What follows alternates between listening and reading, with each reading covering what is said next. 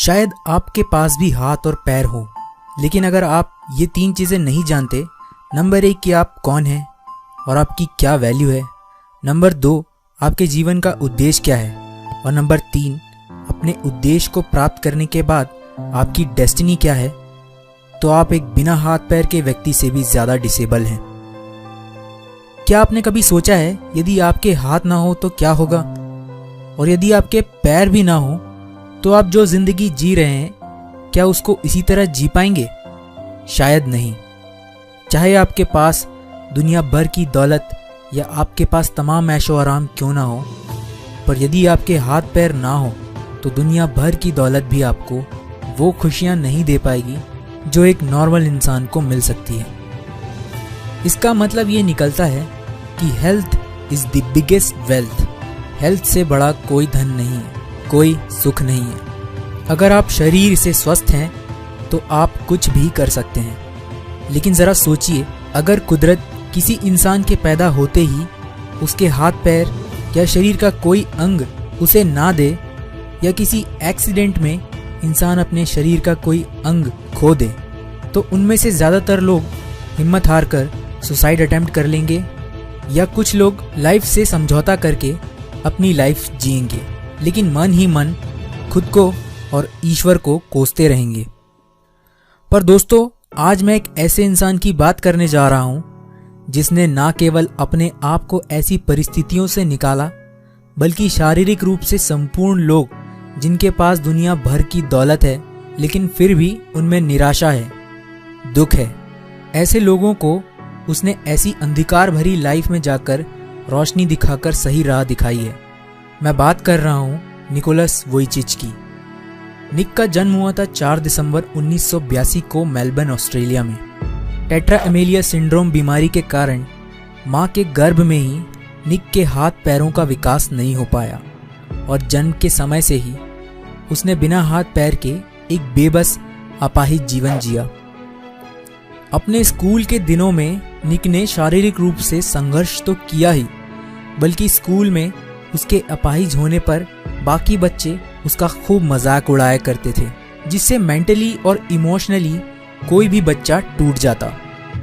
School में निक का कोई दोस्त नहीं बना और अकेलेपन और नाउम्मीदी ने उन्हें इस कदर तक तोड़ दिया कि 10 साल की उम्र में उन्होंने आत्महत्या करने की कोशिश कर डाली। जी हाँ, उनकी उम्र केवल 10 साल थी।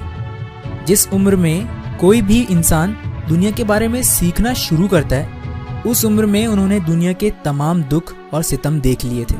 लेकिन माता पिता और अपने भाई बहन के प्यार ने निक की हिम्मत टूटने नहीं दी और उन्हें आत्महत्या करने से रोक लिया। निक बाकी बच्चों की तुलना में काफ़ी अलग थे, क्योंकि वो लगातार अपने जीवन को जीने के उद्देश्य ढूंढते रहते थे। उन्होंने खुद पर और अपने भगवान पर विश्वास करना शुरू किया और अपने जीवन को एक नई दिशा और सोच की ओर आगे बढ़ाया। उन्होंने अपनी कमजोरी को ही अपनी ताकत बनाने की सोची और 17 साल की उम्र में उन्होंने खुद का एक NGO लाइफ विदाउट लिम्ब्स खोला और उस दिन से लेकर कभी पीछे मुड़कर नहीं देखा। निक दुनिया के सबसे अच्छे मोटिवेशनल स्पीकर्स में से एक हैं और उनके लाइफ के प्रति नजरिए को समझने की क्षमता ने लोगों के जीवन में जबरदस्त इफेक्ट किया है। 19 साल की उम्र में दिए गए अपने पहले भाषण से लेकर निक ने अब तक 40 से अधिक देशों की यात्रा कर ली है। एक पूरी तरह से स्वस्थ व्यक्ति भी शर्म से पानी पानी हो जाएगा यदि वो निक को स्विमिंग करते हुए देख ले। वो एक अच्छे स्विमर होने के अलावा एक अच्छे राइटर, म्यूजिशियन और पेंटर हैं। वो फुटबॉल खेलते हैं और स्काई डाइविंग और सर्फिंग भी करते हैं। निक जब 8 साल के थे तब उन्होंने सोचा था उनकी जिंदगी एकदम बेकार है। उनकी ना तो कभी शादी हो पाएगी और ना ही उन्हें कभी नौकरी मिलेगी। उनके जीने का कोई मकसद नहीं है और वो शादी की बात तो सोच भी नहीं सकते थे, क्योंकि कौन ऐसे व्यक्ति से शादी करेगा जो अपनी पत्नी का हाथ तक नहीं पकड़ सकता।